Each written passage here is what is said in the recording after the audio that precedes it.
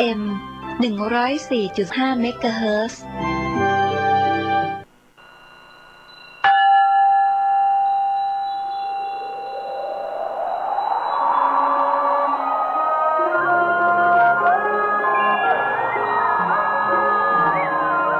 วัดพระสิงห์โบรมหาวิหารร่วมกับเทศบาลนครเชียงใหม่และโรงเรียนธรรมราชศึกษาจังหวัดเชียงใหม่สมาคมศิษย์เก่าโรงเรียนธรรมราชศึกษาวัดพระสิงห์ขอเชิญชวนศรัทธานาบุญพุทธบริษัททุกท่านร่วมทำบุญในโครงการบรรพชาสามเณรภาคฤดูร้อน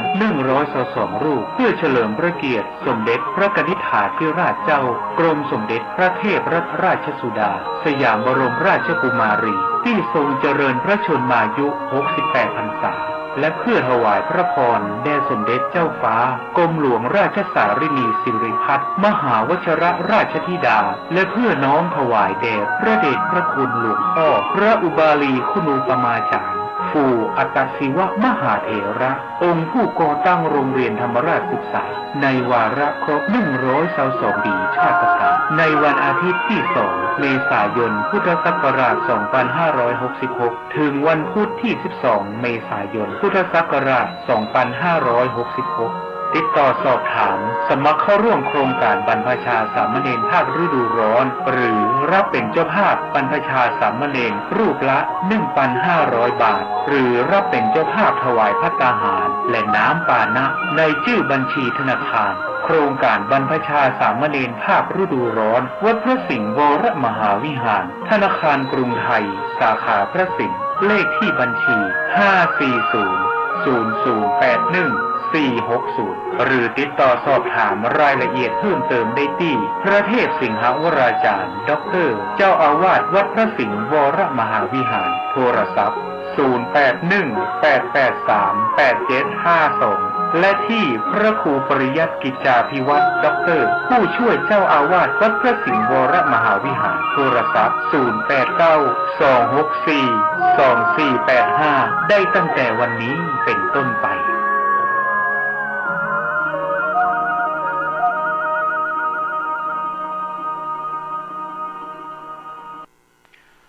ขอความนอบน้อมจงมีแด่พระรัตนตรัยเจ้าสามประการพระรัตนตรัยองค์ที่หนึ่งคือพระพุทธเจ้าพระรัตนตรัยองค์ที่สองคือพระธรรมเจ้าพระรัตนตรัยองค์ที่สามคือพระอริยสังฆเจ้าข้าพระพุทธเจ้าขอเคารพนบนอบกราบไหว้แทบไตรไวสาคุณพระรัตนตรัยเจ้าถึงสามประการโดยความเคารพสักการะเป็นอย่างยิ่ง ขอถวายความเคารพพระมหาเถรานุเถระเจ้าคณะพระสังฆาธิการครูบาอาจารย์ตลอดถึงพระภิกษุหนุ่มสามเณรน้อยจุตนจุองค์ขอเจริญพรศรัทธาญาติโยมนักศีลนักบุญทั้งหลายที่กำลังรับฟังรายการทางคลื่นสถานีวิทยุแห่งนี้อยู่ต่อแต่นี้ไปอาตมาภาพพระครูปริยัติกิจจาภิวัตรสำนักวัดพระสิงห์อำเภอเมืองจังหวัดเชียงใหม่ก็จะได้ดำเนินรายการเป็นการน้อมนำเอาสารธรรมคติธรรมชาดกธรรมในต่างพระพุทธศาสนามามอบเป็นธรรมบรรณาการอาหารใจคือกับท่านสาธุชนทุกท่านได้รับฟังได้พินิจพิจารณาถึงเนื้อหาสาระเรื่องราวในต่างพระพุทธศาสนา อันจะก่อให้เกิดสติปัญญาปารมีธรรมน้อมนำมาประพฤติปฏิบัติแล้วก็จะก่อให้เกิดเป็นความสุขถึงเป็นความสุขตึงต่างกายความสุขตึงต่างใจเป็นสิ่งที่เหาตันทั้งหลายก็จะได้รับประโยชน์นะอันเกิดจากการฟัง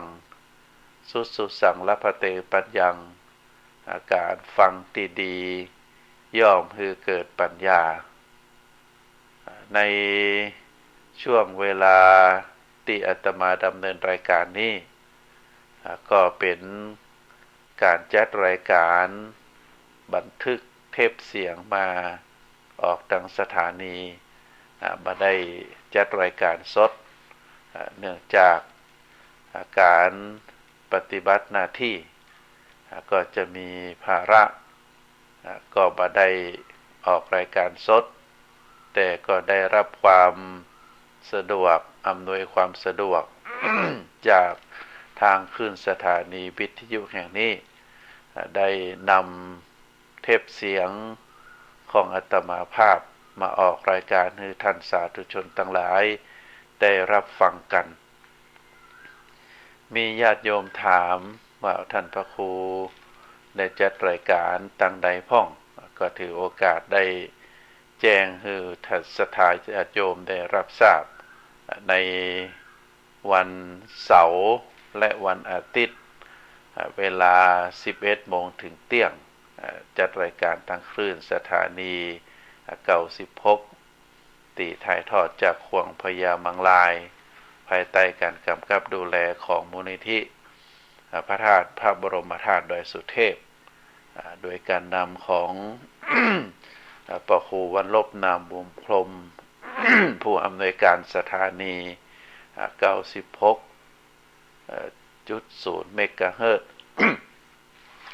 สถานีที่สองที่ออกรายการก็คือทางสถานีคลื่น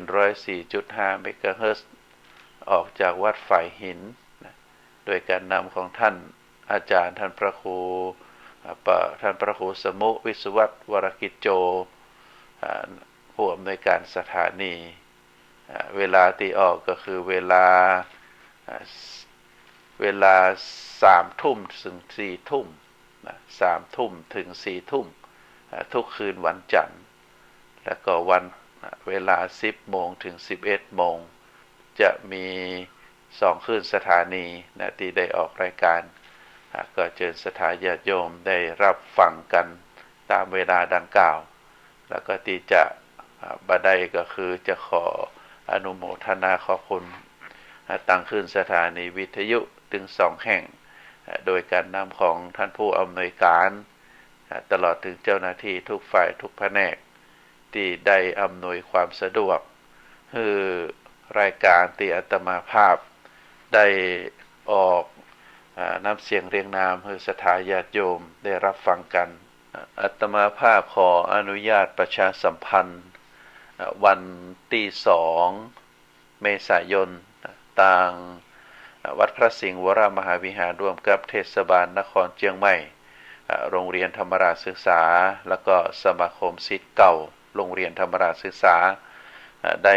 จัดโครงการบรรพชาสามเณรภาคฤดูร้อนจำนวน122 รูปก็ขออนุญาตแจ้งให้ศรัทธาญาติโยมว่าในวันดังกล่าวนั้นเวลา 8 โมงเขาจะเริ่มตั้งขบวนการที่อนุสาวรีย์3 กษัตริย์ตั้งขบวนมาที่วัดพระสิงห์ก็จะประกอบไปด้วยป้ายขบวนพระสงฆ์องค์ข้าเจ้าที่เป็นผู้กำกับดูแลน้องๆเยาวชนที่เข้าบวชตลอดถึงท่านผู้ปกครองก็จะได้จัดเป็นขบวนนำมาที่วัดพระสิงห์และต่อจากนั้นก็จะมีการฮ้องขวัญตามแบบเป่าโบราณล้านนาของเฮา เมื่อฮ้องขวัญแล้วก็จะเป็นการมอบผ้าไตรโดยผู้ที่ได้เป็นผู้ปกครองส่วนหนึ่งแล้วก็ท่านเจ้าภาพที่ได้รับเป็นเจ้าภาพนอกจากนั้นก็จะมีประธานในพิธีก็โดยเทศบาลนครเชียงใหม่ก็จะได้ประกอบพิธี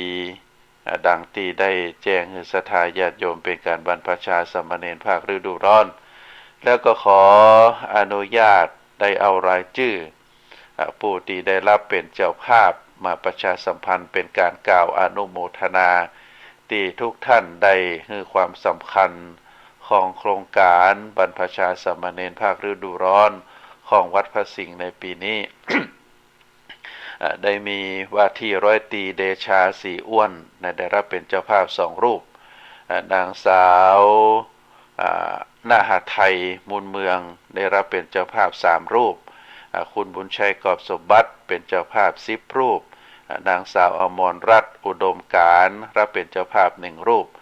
นายอภิรักษ์ยานประเสริฐได้รับเป็นเจ้าภาพ1 รูปครอบครัวนายสุรินทร์นางพยุงนายณัฐพรนางกัญญาณเจียงใหม่ได้เป็นเจ้าภาพ1 รูปนายพงเทพนางดารุณีวานิชาตินายณัฐพรนางกัญญาณเจียงใหม่เป็นเจ้าภาพ1 รูป นางสาวจันจิราณเจียงใหม่เป็นเจ้าภาพ1 รูปนางสาวมะยุรีนายวุฒิสุภกรนิมิตสิทธิชัยเป็นเจ้าภาพ1 รูปนางณัฐนันท์สันคำเป็นเจ้าภาพ1 รูปนางสาวนิรพันธ์พันทหารเป็นเจ้าภาพ1 รูป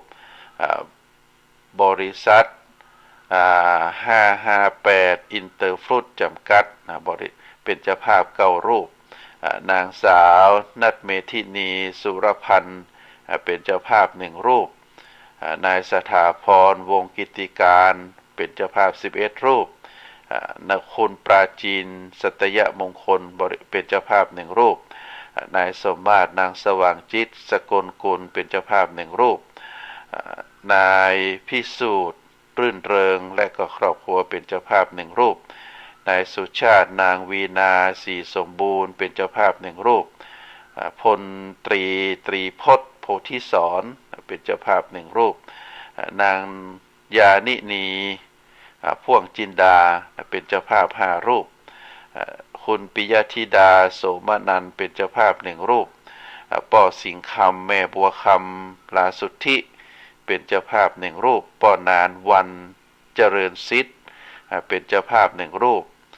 คุณพันธรีนายชาญวิทย์ชัยศิริวงศ์เป็นเจ้าภาพ1 รูปร้อยเอกจรวยหินสุวรรณ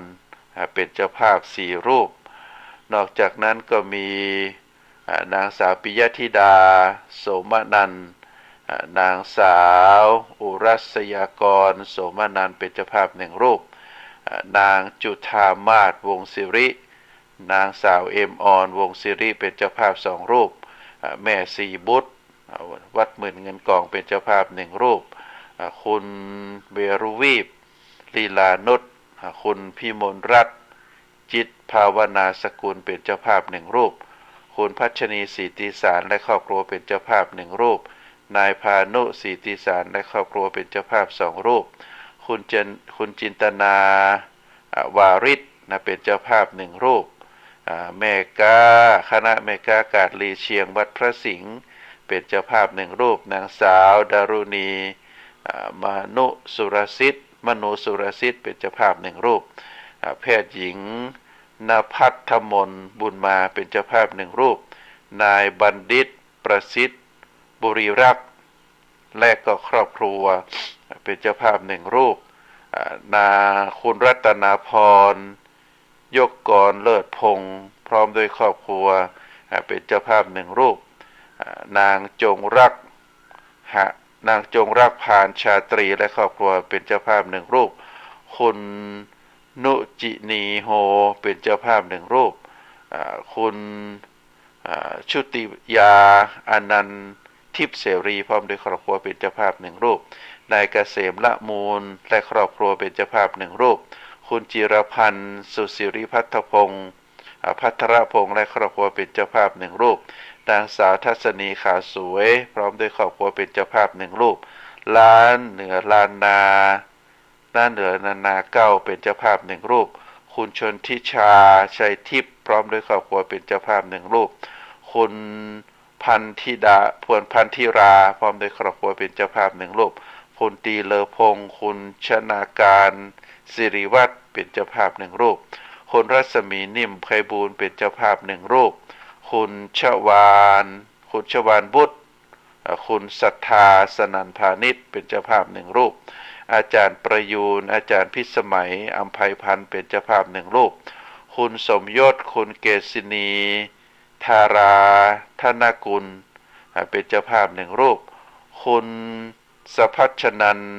เวอริเป็นเจ้าภาพหนึ่งรูปคุณพีรพงศ์คุณสุนันชะคุณสุนันยาคุณประสิทธิ์พรคุณสินีมนเป็นเจ้าภาพหนึ่งรูปคุณกันตพงศ์กันท่าการลังเป็นเจ้าภาพหนึ่งรูปคุณแสงระวีปรีดานนท์พร้อมโดยครอบครัวเป็นเจ้าภาพหนึ่งรูปคุณอารีรัตน์พิพิธพันธ์เป็นเจ้าภาพหนึ่งรูปคุณวิริยาพรคุณวรางรัตน์คุณปานาหไทยพิพิธพันธ์เป็นเจ้าภาพหนึ่งรูปคุณสุภัชรินทร์จุลวรรณเป็นเจ้าภาพหนึ่งรูปคุณเชียร์นิชโรธเป็นเจ้าภาพหนึ่งรูปคุณยุพารัตน์ประสิทธิ์เป็นเจ้าภาพหนึ่งรูปนายแพทย์ธงชัยเติมประสิทธิ์พร้อมโดยครอบครัวเป็นเจ้าภาพหนึ่งรูปคุณกิษณวรรณจันทนะเป็นเจ้าภาพหนึ่งรูปและคุณสรายุทธวงศ์เศรษฐากูลเป็นเจ้าภาพหนึ่งรูปเจ้าภาพตึงมดตั้งมวลที่อาตมาได้ประชาสัมพันธ์รายชื่อมาที่ได้บริจาคปัจจัยเป็นเจ้าภาพรูปละ 1,500 บาทบางคนก็ได้รับเป็นเจ้าภาพ1องค์2องค์3องค์ตามกุศลเจตนาก็ขออนุโมทนาบุญเนอะศรัทธาญาติโยมทั้งหลายในวันที่2 เมษายนก็ขอประชาสัมพันธ์คือท่านที่ได้รับเป็นเจ้าภาพโครงการบรรพชาสามเณรภาคฤดูร้อนทุกผู้ทุกนามในเวลา 8 โมงเราจะพร้อมกันที่อนุสาวรีย์สามกษัตริย์ได้เดินทางมาที่วัดพระสิงห์ก็เป็นการออกกำลังกายแล้วก็นอกจากนั้นเป็นการออกกำลังกายกำลังบุญนอกจากนั้นในเวลาประมาณ 8 โมงครึ่งถึง 9 โมงก็จะมีพิธีห้องขวัญจากห้องขวัญแล้วก็จะมอบผ้าไตรก็ขอน้อมเจริญพรท่านเจ้าภาพทุกผู้ทุกนามได้มอบผ้าไตรคือกับเหล่าเยาวชนก็จะเป็นขั้นตอนที่สำคัญเพราะว่าผ้าไตรเป็นผ้ากาสาวพัสที่พระพุทธองค์ได้ทรงบัญญัติเป็นเครื่องหมายเครื่องนุ่งห่มคือบรรพชิตในพระพุทธศาสนาน้องๆเยาวชนก็จะได้รับความเมตตาจากท่านเจ้าภาพทุกผู้ทุกนามตลอดถึงท่านผู้ปกครองได้มอบผ้าไตรคือแล้วก็ไปนุ่งห่ม พร้อมกับการเป็นบรรพชาตามพระธรรมวินัยโดยพระเดชพระคุณท่านเจ้าคุณพระเทพสิงหวราจารย์เจ้าอาวาสได้เจ้าอาวาสวัดพระสิงห์รองเจ้าคณะจังหวัดเชียงใหม่เป็นพระอุปชาในการบรรพชาโครงการบรรพชาสามเณรภาคฤดูร้อนในครั้งนี้ได้รับความอุปถัมภ์จากเทศบาลนครเชียงใหม่แล้วก็วัดพระสิงห์โรงเรียนธรรมราชศึกษาสมาคมศิษย์เก่าได้ร่วมกันจัดกิจกรรมในครั้งนี้ท่านสาธุชนทั้งหลายพุทธภาษิตที่พระพุทธองค์ได้ตรัสไว้ในคุตกนิกายธรรมบทเป็นพุทธศาสนาสุภาษิตที่ปรากฏในธรรมบทว่ามโนบุพังขมาธรรมามโนเศรษฐามโนมยามนัสสาเจปสันเนนะภาสติวากโรติวาตะโตนังสุขมันเวติฉายาวะอนุปายินีในพุทธศาสนาสุภาษิตนี้ได้ปรารภเกี่ยวกับจิตใจของมนุษย์เฮาในพุทธศาสนานั้นพระพุทธองค์ได้ตรัสสอนว่าบรรดาสรรพสัตว์ทั้งหลายอันเป็นความรู้สึกทั้งในส่วนการทำการการคิดในตัว บรรดาสรรพสัตว์ทั้งหลายก็มีใจเป็นประธานมีใจเป็นหัวหน้าเกิดขึ้นจากใจนะเกิดขึ้นจากใจเพราะฉะนั้นใจของมนุษย์เฮานั้นสำคัญเพราะว่าเป็นประธานเป็นใหญ่เป็นประธานเป็นใหญ่ถ้าใจดีใจงามพฤติกรรมตีตัวมาก็เป็นคุณงามความดีถ้าใจบ่ดีใจบ่งามใจบ่ผ่องใสพฤติกรรมตีตามตัวมาบ่ว่าจะเป็นการกระทำการการคิดก็จะเป็นสิ่งที่บ่ดีบ่งามเพราะฉะนั้นการที่เฮาตั้งหลายได้ดูแลได้รักษาใจถือว่าเป็นสิ่งสำคัญที่สุดแต่ว่าโดยธรรมชาติของจิตใจนั้นเป็นธรรมชาติที่รักษายากเป็นธรรมชาติที่แวบไปเวียนมาเดี๋ยวก็ไปตั้งปุ้นเดี๋ยวก็ไปตั้งเพเป็น สภาพที่รักษายากแต่ก็บ่เหนือบากว่าแรงของเจ้าของที่จะต้องดูแลจิตใจดวงนั้นพระพุทธองค์ได้ตรัสสำทับคือเฮาทั้งหลายได้เข้าใจว่าในบรรดาสิ่งทั้งหลายนั้นจิตใจของเฮานั้นเป็นสิ่งที่มหัศจรรย์เป็นศูนย์ความรู้สึกเป็นศูนย์รวมของความรู้สึกเป็นศูนย์รวมของความจำเป็นศูนย์รวมของความนึกคิดเป็นศูนย์รวมของความรู้เรื่องราวต่างๆเป็นที่รับความสุขเป็นที่รับความทุกข์และก็เป็นบ่อเกิดแห่งการกระทำทุกประการของเจ้าของดังนั้นเราจะหันว่ามวลพฤติกรรมบ่ว่าจะเป็นการคิดการกระทำการการจาเป็นสิ่งที่มีใจเป็นประธานมีใจเป็นใหญ่เกิดขึ้นมาจากใจทั้งนั้นเมื่อปกติเป็นลักษณะแบบนี้แล้วเพราะว่าใจเป็นใหญ่เป็นประธานการกระทำการนึกคิดการการจาของมนุษย์เฮาเกิดจากใจโดยปกติแล้วใจของคนเฮานั้นเปิ้นบอกว่าใสสะอาดบริสุทธิ์อันนี้ก็หมายถึงช่วงที่เฮาเกิดเป็นมนุษย์มาเป็นละอ่อนเฮาได้รับคำเปรียบเปรยว่ามนุษย์เฮาละอ่อนเฮานั้นนะเหมือนกับผ้าขาวก็คือเป็นดวงจิตดวงใจใสสะอาดบ่ได้มีการปรุงแต่งอะไรหยังแต่มาได้ขุ่นมัวเศร้าหมองในบางครั้งบางคราวก็เพราะว่าอำนาจของสิ่งที่เข้ามาครอบงำสิ่งที่เข้ามาครอบงำจิตใจของเฮาก็คือความเศร้าหมองความเศร้าหมองก็คือกิเลสเฮาแปลว่าความเศร้าหมองทำให้จิตใจของเฮามีความเศร้าหมองกิเลสที่เป็นลักเป็นอกุศลมูลก็คือเป็นต้นแห่งความเศร้าหมองความบาฉลาดความโง่เขลาทั้งหลายก็คือโลภะโทสะโมหะเป็นต้นเมื่อใดใจของเฮาถูกโลภะครอบงำโลภะแปลว่าความโลภความโลภเกิดขึ้นในจิตในใจก็เมื่อนั้นเจ้าของจิตเจ้าของใจดวงนั้น ก็มีความคิดแต่เรื่องที่อยากจะได้อยากจะมีคิดแต่จะเอาให้ได้คิดแต่จะบ่ให้เสียเมื่อ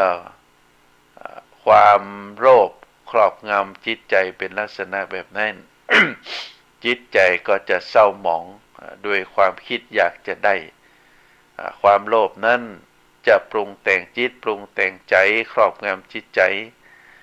คือมีความอยากได้อยากจะมีคิดแต่จะเอา คิดแต่จะบ่ฮือเสียโดยการคิดวางแผนจะกระทำความอยากได้อยากมีโดยที่บ่คิดถึงสิ่งที่ถูกต้องบ่คิดถึงความขยันหมั่นเพียรเป็นความโลภเป็นความโลภที่จะเอาที่จะมีโดยการหาวิธีที่จะเอามาให้ได้เป็นกรรมสิทธิ์ของตัวเก่าเมื่อใดจิตใจดวงนั้นถูกโทสะครอบงำก็จะเป็นดวงจิตที่คิดจะทำร้ายด้วยอาฆาตด้วยความพยาบาท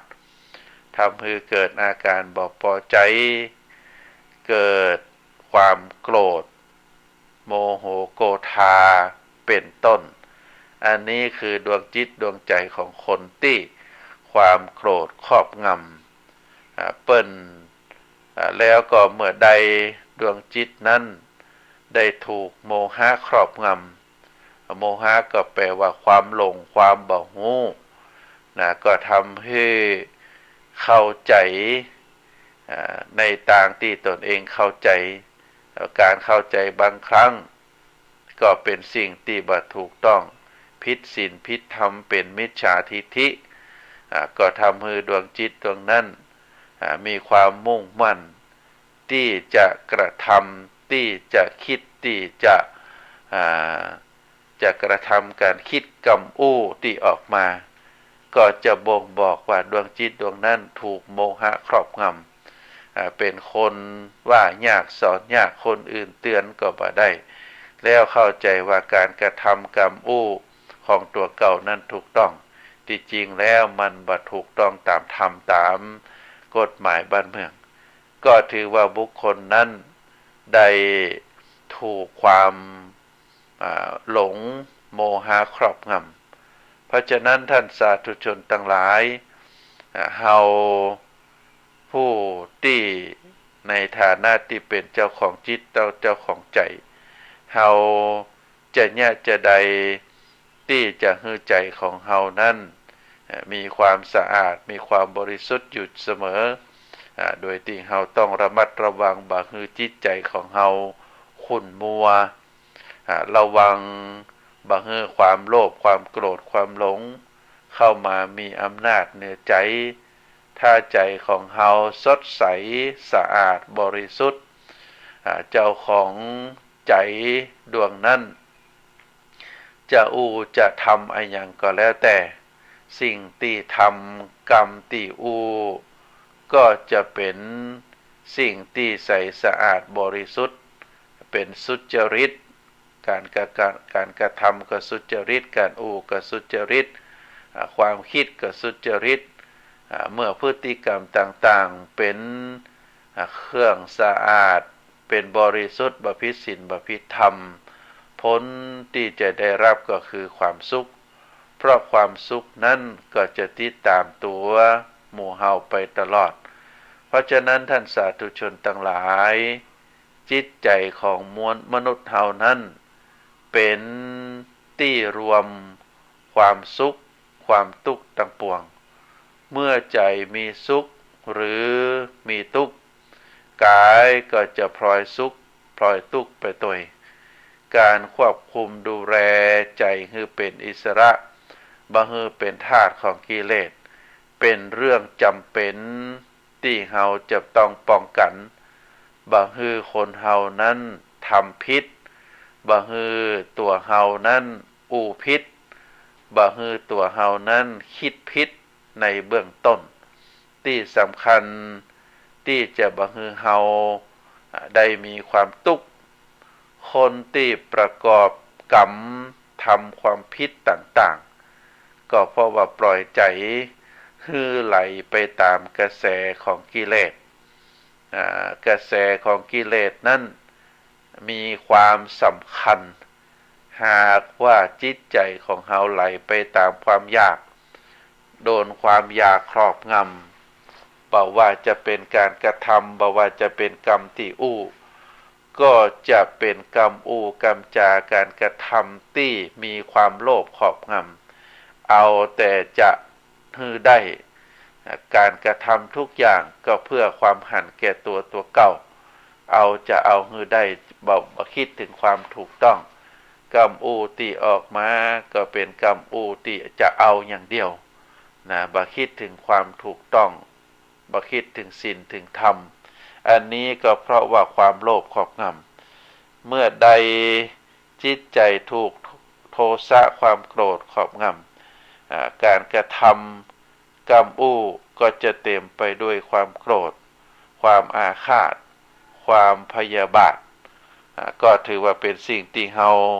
จะต้องระมัดระวังสิ่งที่เราจะทำสิ่งที่เราจะคิดทำให้ได้คิดให้ได้ก็คือเราก็จะต้องสร้างสิ่งที่มันเป็นเกราะป้องกันกระแสกิเลสที่บ่ให้เข้ามาครอบงำจิตครอบงำใจของเรากระแสกิเลสก็จะซึมซับเข้ามาในจิตในใจของเราบ่ได้เมื่อเราได้สร้างเขื่อนที่สำคัญที่สุดที่จะป้องกันจิตป้องกันใจเราบ่ให้กิเลสมาครอบงำอันนั้นได้แก่สติและปัญญาเนื้อศรัทธาญาติโยมสติและปัญญาสติมาปัญญาเกิดสติเตลิด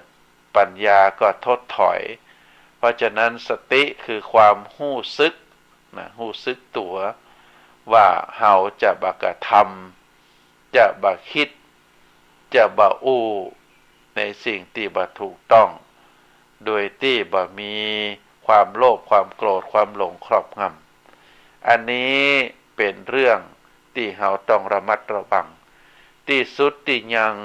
ก็อยู่ที่จิตใจของคนเฮาทุกดวงจิตใจนั้นเป็นหัวหน้าจิตใจเป็นประธานจิตใจเป็นสิ่งที่เป็นเจ้าของที่เฮาจะต้องระมัดระวังโดยการปลูกสติคือเกิดขึ้นในจิตในใจของเฮาเป็นความรู้สึกตัวสติความระลึกได้โสรัจจะความสงเงียมสติความระลึกได้โสรัจจะความสงเงียมก็จะต้องคือความกู้กันระมัดระวังเรียกว่าบ่าสร้างความเย่อหยิ่งบ่าสร้างความจองห้องบ่าสร้างความร้าวฉานขึ้นในจิตในใจนอกจากมีสติแล้ว เราก็ต้องมีปัญญาจะเกิดขึ้นได้ก็เพราะว่าจากการฟังอาตมาได้อู้ตลอดว่าเราจะเกิด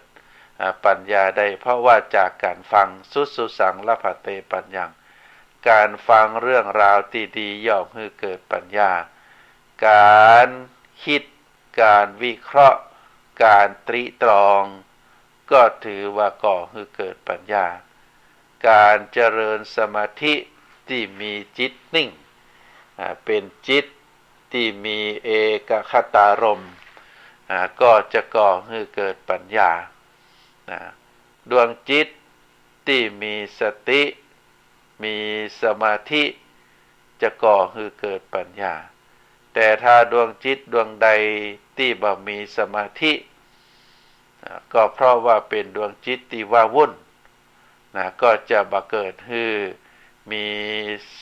สมาธิในจิตใจได้เป็นจิตที่มานิ่งถามว่าจิตที่บ่นิ่งเพราะอะไรยังก็เป็นดวงจิตที่เต็มไปด้วยการผูกอาฆาตพยาบาทเป็นดวงจิตที่ถูกความโลภตัณหาความอยากครอบงำเป็นดวงจิตที่อาฆาตมาตร้ายเป็นดวงจิตที่เต็มไปด้วยตัณหาราคะเพราะฉะนั้นเราจะหันว่าดวงจิตดวงไหนที่บ่ได้รักษาศีลบ่มีศีลบ่มีธรรมดวงจิตนั้นจะเกิดคือสติเกิดสมาธิได้ยากเมื่อดวงจิตบ่สามารถที่จะเป็นสมาธิบ่สามารถที่จะให้มีสติกำกับได้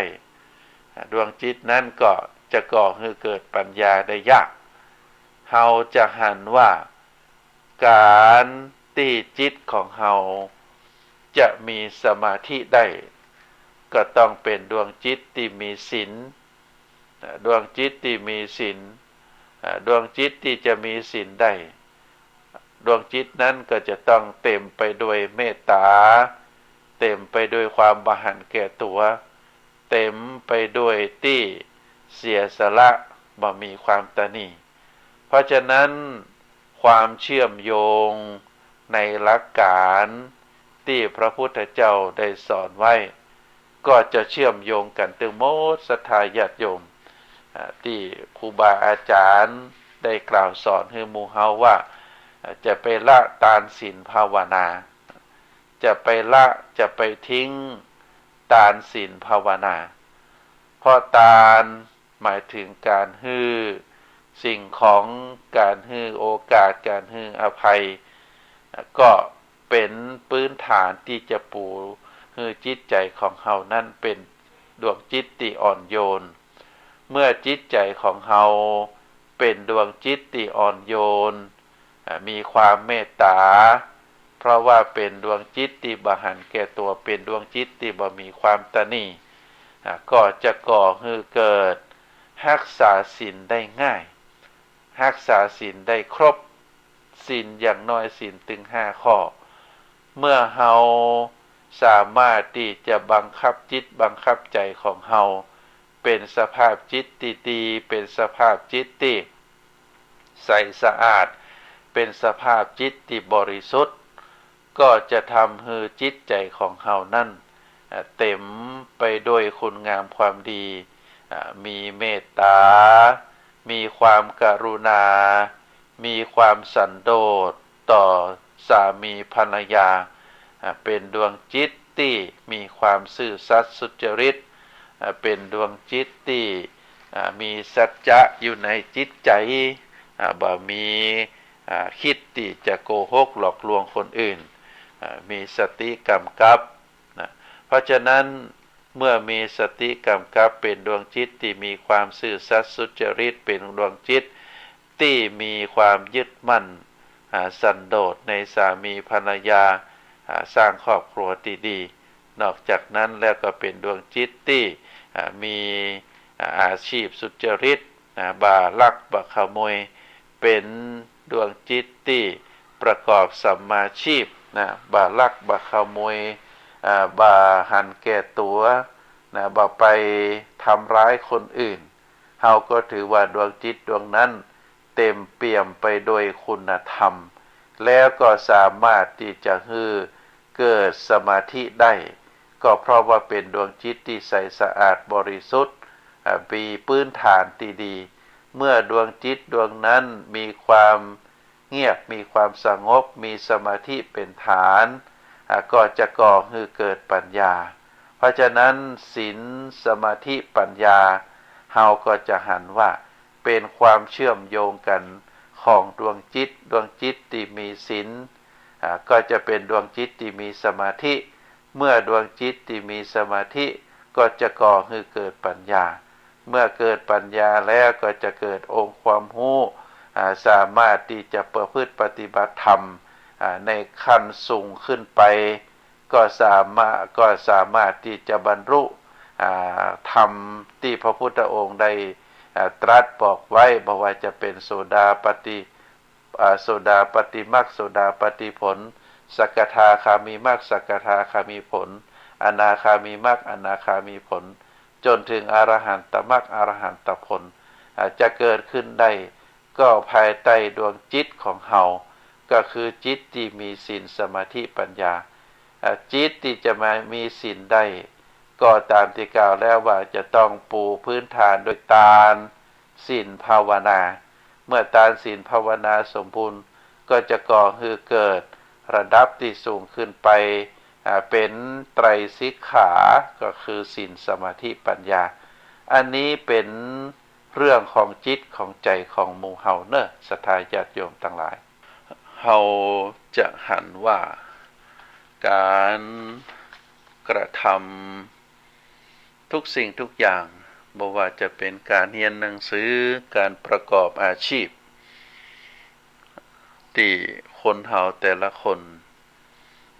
ที่จะกระทำเป็นอาชีพการงานเป็นการศึกษาเป็น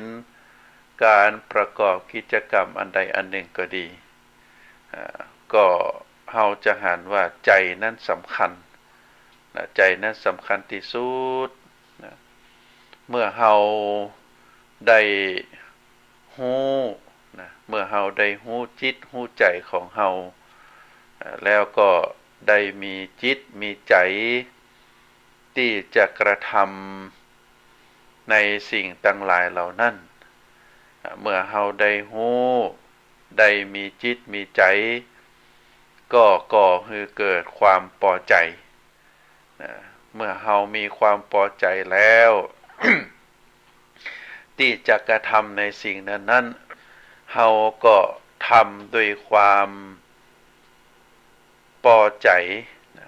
ทำด้วยความเต็มใจซึ่งเฮาก็เรียกว่ามีใจเกินร้อย เฮาพอใจในสิ่งที่เฮากระทำเมื่อเฮาพอใจแล้วก็ได้มีความเต็มใจที่จะทำที่จะประกอบในกิจการนั้นๆอย่างเต็มที่ซึ่งเฮาก็เรียกว่ามีใจเต็มร้อยมีใจเกินร้อยเมื่อเต็มใจทำแล้วเฮาก็สร้างความที่สำทับก่อให้เกิดมาก็คือตั้งใจทำเมื่อเต็มใจทำก็คือจะต้องตั้งใจทำถ้าตั้งใจทำตั้งแต่ต้นถึงที่สุดในแต่ละครั้งในแต่ละคราวในแต่ละกระบวนการทำด้วยความตั้งใจแล้วสิ่งที่ตัวมาเมื่อเฮาตั้งใจแล้วก็คือต้องมีความชอบใจมีความชอบใจ ในสิ่งที่เฮาทำ ด้วยความมีความฮักมีความชอบเมื่อมีความฮักมีความชอบแล้วก็จะต้องใส่ใจความละเอียดความละออเอาใจเข้าไปใส่เป็นเรื่องที่เฮาทำโดยจิตใจอย่างต่อเนื่องอย่างสม่ำเสมอเมื่อเฮาได้กระทำเรื่องต่างๆกิจกรรมต่างๆการงานอะไรอย่างก็แล้วแต่ที่เฮาทำโดยจิตโดยใจเรียกว่ามีใจที่จะทำมีความพอใจมีความเต็มใจมีความตั้งใจมีความชอบใจ แล้วก็ตามด้วยการใส่ใจเมื่อเฮาเอาใส่ใจด้วยความเรียบร้อยดีงามแล้วสิ่งต่างหลายต่างมวลก็จะประสบผลสำเร็จออกมาดีผลของการที่เฮากระทำนั้นก็ย่อมจะประสบผลสำเร็จเมื่อมีความสำเร็จแล้วสิ่งที่เฮาก็คือมีความดีใจมีความชื่นใจมีความสุขใจความดีใจความชื่นใจความสุขใจอันเกิดจากการกระทำของเฮาก็เป็นผลเกิดจากที่เฮาได้มีความมีใจในสิ่งต่างหลายเหล่านั้นมีความพอใจมีความเต็มใจมีความตั้งใจมีการใส่ใจชอบใจขึ้นอยู่กับใจทั้งนั้นศรัทธาญาติโยมใจเป็นเรื่องสำคัญ ถ้าหากว่าเฮาได้กระทำอย่างที่ว่ามาเฮามีใจมีใจในเรื่องนั้นๆอันดับแรกเมื่อมีใจแล้วก็เกิดความพอใจที่จะลงมือทำมีความพอใจคิดว่าทำแล้วเฮาพอใจผลที่จะเกิดขึ้นกับเฮานั้นเฮาคาดหวังแล้วว่าเมื่อเฮามีความพอใจมีความมีจิตใจที่จะทำที่จะคิดในเรื่องเหล่านั้นแล้วต่อจากนั้นสิ่งที่ตัวมาก็คือทำด้วยใจเกินร้อย คือเต็มใจทำเมื่อเฮาเต็มใจทำด้วยความเต็มที่แล้วก็มีความตั้งใจตั้งใจก็คือตั้งแต่ต้นจนจบในแต่ละครั้งแต่ละคราวแต่ละวันแต่ละเดือนแต่ละปีเฮาบ่ลวนเลบ่จิตใจกวัดแกร่งตั้งมั่นด้วยความตั้งใจเมื่อตั้งมั่นด้วยความตั้งใจแล้วเฮาก็จะเกิดความชอบในสิ่งที่เฮากระทำลงไปเมื่อมีความชอบใจแล้วก็จะต้องใส่ใจทบทวนในเรื่องต่างๆใส่ใจก็คือเอาใจเข้าไปใส่เอาไปคิดไปพิจารณาในเรื่องนั้นๆแล้วก็เมื่อเฮาได้ทำตามกระบวนการมีความเฮามีใจมีความพอใจมีความเต็มใจมีความตั้งใจมีความชอบใจมีความใส่ใจแล้วต่อจากนั้นทุกสิ่งทุกอย่างมันก็จะเป็นไปตามที่เฮาตั้งใจไว้เรียบร้อยแล้วว่าผลมันจะต้องออกมาดีเป็นจะนี้เมื่อเป็นลักษณะแบบนี้แล้วผลสำเร็จก็จะเกิดขึ้นโดยมาจากที่เฮาได้ตั้งใจได้ลงมือกระทำมีใจเกินร้อยก็จะมีความดีใจมีความสุขใจมีความชื่นใจจากการกระทำของเฮาอันนี้เป็นเรื่องที่พระพุทธองค์ได้สอนไว้พระพุทธองค์ได้สอนเรื่องอิทธิบาทสี่นะอิทธิบาทสี่นี้เป็นเรื่องของจิตของใจนะเป็นเรื่องการเอาใจไปใส่ตั้งใจทำมีความเต็มใจมีความใส่ใจมีความชอบใจมีความมุ่งมั่นอย่างสม่ำเสมอเมื่อได้กระทำแล้วก็จะประสบผลสำเร็จซึ่งพระพุทธองค์ได้กล่าวไว้ว่าการแก้กรรมของมนุษย์เท่านั้นบ่ต้องไปทำอย่างอื่นบ่ต้องเอาดอกไม้ธูปเทียนมาอ้อนวอนบ่ต้องได้ทำที่มันเป็นพิธีกรรมอันนั้นมันแก้กรรมมาได้การจะแก้กรรมก็คือการกระทำของหมู่เฮาใจรักอิทธิบาทสี่ใจรักอิทธิบาทสี่ตามที่อาตมาได้มาว่า1เฮาจะต้องมีใจก่อนเมื่อมีใจแล้วก็สร้างความพอใจในสิ่งที่เฮาจะกระทำถ้าเฮาตุกเฮาก็จะต้องทำให้เป็นเศรษฐีให้ได้เฮาเป็นคนบ่ฮู้บ่ได้เป็นบัณฑิตบ่ได้เป็นคนโง่เขลาเฮาก็จะต้องมีความพอใจมีความใส่ใจมีความเต็มใจที่จะพัฒนาเฮาให้เป็นคนที่มีความรู้เฮาตุกเฮาบ่มีเฮาก็สร้างให้มีเฮาบ่ฮู้เฮาก็สร้างให้ฮู้เฮาบ่ทำเฮาก็จะต้องทำให้สร้างให้ทำได้เพราะฉะนั้นสิ่งเหล่านี้มันอยู่ที่ใจเฮาเนอะอยู่ที่ใจเฮารักอิทธิบาทสี่นี่เป็นรักอยู่ที่จิตที่ใจเฮามีความพอใจมีความเต็มใจมีความตั้งใจมีการใส่ใจมีความชอบใจแล้วผลโดยมาก็คือจะประสบผลสำเร็จเกิดความดีใจเกิดความชื่นใจมีความสุขใจก็เพราะว่าการกระทำของเฮาอันนี้เป็นหลักแก้กรรมในทางพระพุทธศาสนาเอาตัวเฮาเป็นหลักทำด้วยจิตโดยใจทำด้วยมือสองข้างของเฮาที่พ่อแม่ฮือมานั่นยืนโดยลำแข้งของเฮายืนโดยลำขาของเฮาขาสองข้างมือสองข้างเป็นพลังที่จะทำให้เฮาประสบผลสำเร็จด้วยจิตด้วยใจเป็นเครื่องนำพาจิตใจเป็นประธานจิตใจเป็นหัวหน้าเมื่อจิตใจเป็นประธานจิตใจเป็นหัวหน้าเฮาใส่ใจเฮาตั้งใจเฮาชอบใจเฮามีความศรัทธามีความพอใจที่จะทำแต่กอบตั้งอยู่พื้นฐานของศีลธรรมมีความซื่อสัตย์สุจริตมีความเมตตามีความ เอื้ออาทรนะด้วยความตั้งใจอยู่ในศีลในธรรมมีธรรมเป็นเครื่องหล่อเลี้ยงมีศีลเป็นเครื่องหล่อเลี้ยงมีจิตใจที่เป็นสมาธิตั้งมั่นอันนี้จะประสบผลสำเร็จแน่นอนองค์สมเด็จพระสัมมาสัมพุทธเจ้าได้ตรัสสอนหมู่เฮาไว้เพราะฉะนั้นท่านสาธุชนทั้งหลายธรรมะคำสอนขององค์สมเด็จพระสัมมาสัมพุทธเจ้าอยู่บ่ไกลตัวเฮาเนอะบ่ไกลธรรมะคำสอนนั้นบ่ได้อยู่ที่ตู้พระไตรปิฎกบ่ได้อยู่ในพระไตรปิฎกที่เป็นหนังสือแต่ก็อยู่ในจิตในใจ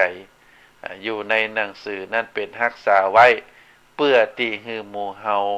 ได้ศึกษาห้ำเฮียนเมื่อเฮาศึกษาห้ำเฮียนแล้วก็มาลงมือปฏิบัติตามพระธรรมคำสอนอันนี้ก็จะประสบผลสำเร็จแต่ถ้าเฮารักษาพระธรรมคำสอนไว้สาเพียงแต่ฮืออยู่ในกัมปี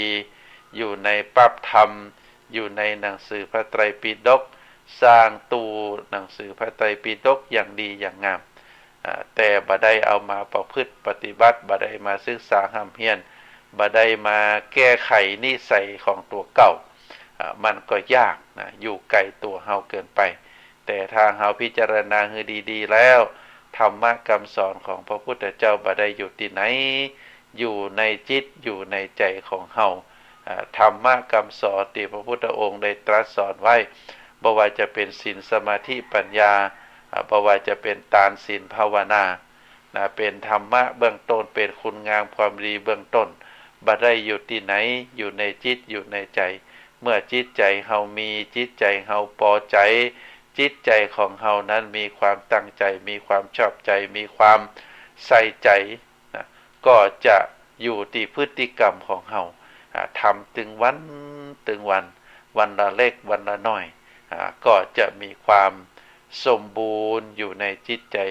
เมื่อจิตใจสมบูรณ์ด้วยศีลด้วยธรรมแล้วก็จะก่อให้เกิดความสุขเกิดความดีใจเกิดความเปิ่งใจพอใจนะก็เพราะว่าการกระทำของเฮากรรมติอูนะกิจติธรรมกรรมติอูนะความคิดติจิตติใจติคิดมาล้วนอยู่บนพื้นฐานของศีลของธรรม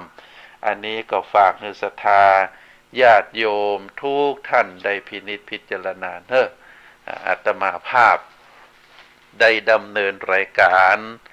ตามที่ได้ได้เอ่ยกับศรัทธาญาติโยมไว้ว่าทุกสิ่งทุกอย่างนั้นก็ขอให้ทุกท่านได้ตั้งใจอยู่ที่ใจเฮานะตั้งใจแล้วก็มีความพอใจนะมีความพอใจแล้วมีความเต็มใจนะทุกสิ่งทุกอย่างบอกว่าจะทำอะไรอย่างก็แล้วแต่อันดับแรกเราต้องมีใจก่อนคำว่ามีใจก็คือจะต้องดูว่าสิ่งนี้เฮาฮักสิ่งนี้เฮาชอบสิ่งนี้มันพอเป็นไปได้ที่เฮาจะลงมือทำด้วยความเพียรด้วยความพยายามทุกสิ่งทุกอย่างนะขึ้นอยู่ที่จิตใจเฮาจะสำเร็จก็เพราะว่าใจเฮาจะล้มเหลวก็เพราะว่าใจเฮานะทุกสิ่งทุกอย่างจะสำเร็จก็เพราะใจจะล้มเหลวก็เพราะใจจะประสบผลที่เฮาคาดหวังไว้ก็เพราะใจจะผิดหวังบ่เป็นไปดังที่เฮาหวังไว้ก็เพราะใจเฮาเนอะใจสู้ถ้าใจสู้แล้วเปิดห้องว่าเริ่มต้นที่ดีสำเร็จไปครึ่งหนึ่งแต่ถ้าเริ่มต้นบ่ดีแล้ว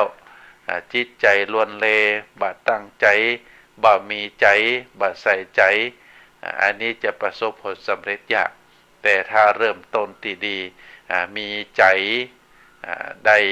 มีความพอใจมีความเปิ่งใจที่จะทำแล้วก็ตามด้วยมาการลงมือกระทำด้วยการตั้งใจการใส่ใจการชอบการฮักอย่างสม่ำเสมอทำด้วยความเสมอต้นเสมอปลายเราเรียกว่ามีความตั้งใจอันนี้ทุกสิ่งทุกอย่างจะประสบผลสำเร็จแน่นอนก็ฝากให้ศรัทธาญาติโยมได้พินิจพิจารณา อาตมาภาพดำเนินรายการมาถึงวาระสุดท้ายของเวลาที่ได้รับมอบหมายแล้วก็ขอให้ศรัทธาญาติโยมทุกท่านได้รับข่าวสารอันเป็นประโยชน์ก็ได้รับข่าวสารที่เป็นมงคลโดยดวงจิตดวงใจที่อนุโมทนาบุญอาตมาได้อ่านรายชื่อคนที่เป็นเจ้าภาพเฮาบ่ได้ทำก็บ่เป็นหยังนะขอยกมืออนุโมทนากับเปิ้นที่เปิ้นได้ทำวันนี้เฮาบ่พร้อมก็เอาไว้วันหน้าเอาไว้ปีหน้าครั้งต่อไปครูบาอาจารย์เปิ้นประชาสัมพันธ์ในเรื่องใดเฮาก็ทำตามที่กำลังของเฮาเนอะจะไปพอคนอื่นเปิ้นมีกำลังเปิ้นก็ทำตามกำลังของเปิ้นเฮาก็ทำตามกำลังของเฮามีนักทำนักมีน้อยทำน้อยบ่มีก็ยกมืออนุโมทนานะก็ได้บุญด้วยกันทั้งนั้นบ่ใจวัดนั้นก็ทำวัดนี้ก็ทำแล้วก็ทำความทุกข์ใจทำความลำบากใจมาให้กับตัวเฮาทำความลำบากใจทำความทุกข์ใจมาให้ลูกให้หลานก็อู้ลูกหลานให้เข้าใจก่อนว่าแม่อยากจะทำตัวนี้เนอะแม่พอจะมีกำลังตามกำลังที่แม่มีพ่อมีก็ทำไปด้วยความสุขใจแต่ถ้าเฮามีกำลังน้อยก็ทำตามกำลังของเฮาบ่ต้องไปพอคนอื่นก็เป็นบุญเป็นกุศลทั้งนั้นอยู่ที่จิตอยู่ที่ใจของเฮาการฮือตานั้นเป็นเบื้องต้นการรักษาศีลเป็นขั้นที่สองเป็นมัชชิมะเป็นมัชชิมะบุญขั้นที่สองบุญที่ใหญ่กว่าการฮือตานคือการรักษาศีลบุญที่ใหญ่กว่าการรักษาศีลก็คือบุญที่มีจิตใจสงบมีจิตใจเป็นบุญมีจิตใจที่นิ่งเพราะฉะนั้นก็ฝากศรัทธาญาติโยมไว้เฮามุ่งหวังบุญทุกขั้นตอนเพราะมันเป็นการต่อเนื่องกันต่อยอดกันจากบุญขั้นที่หนึ่งไปสู่บุญขั้นที่สองถ้าบุญขั้นที่สองโดยที่บ่มีฐานบุญขั้นที่หนึ่งเป็นฐานคือการให้ทานการให้อภัยก็ยากที่จะสำเร็จได้เมื่อขั้นที่หนึ่งเฮาทำจิตทำใจของเฮาคือมีเมตตาบัตนีบหันแก่ตัวแล้วก็สู่บุญขั้นที่สองก็จะสำเร็จได้โดยการรักษาศีลศีลก็คือจะต้องเป็นคนมีจิตใจเมตตาเป็นคนที่มีจิตใจอบอ้อมอารีมันเป็นเชื่อมสัมพันธ์กันเนิ่นศรัทธาญาติโยมเนิ่นก็ฝากให้ทุกท่านได้พินิจพิจารณาอาตมาภาพขอนำรายการจากท่านสาธุชนไปก่อนขอบุญกุศลอันมีเดชะบารมีของพระองค์พระศรีรัตนตรัยก็คือพระพุทธพระธรรมพระสงฆ์บุญคุณงามความดีบุญศีลบุญทานตลอดถึงเดชะบารมีของพระอริยสงฆ์เจ้าในดินแดนล้านนาของเฮาก็มีครูบาเจ้าศรีวิจัยครูบาหลวงพ่อเกษมเขมโก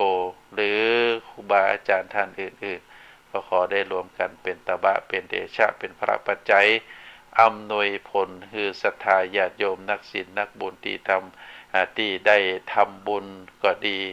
ได้ร่วมอนุโมทนาบุญก็ดีได้รับฟังในวันนี้ก็ดีขอให้มีความสุขมีความเจริญนิราคาแคล้วจากทุกโศกโรคภัยพยันตรายทั้งหลายทั้งมวลจงเจริญด้วยจตุรพิทพรชัยมีอายุยืนยาวมีวรรณะผ่องใสมีพลังกำลังกายกำลังใจที่จะประกอบคุณงามความดีและก็ขอให้มีความสุขความสุขตลอดไปเป็นความสุขที่ถาวรเป็นความสุขอันก่อให้เกิดประโยชน์นะทั้งตัวเองและก็คน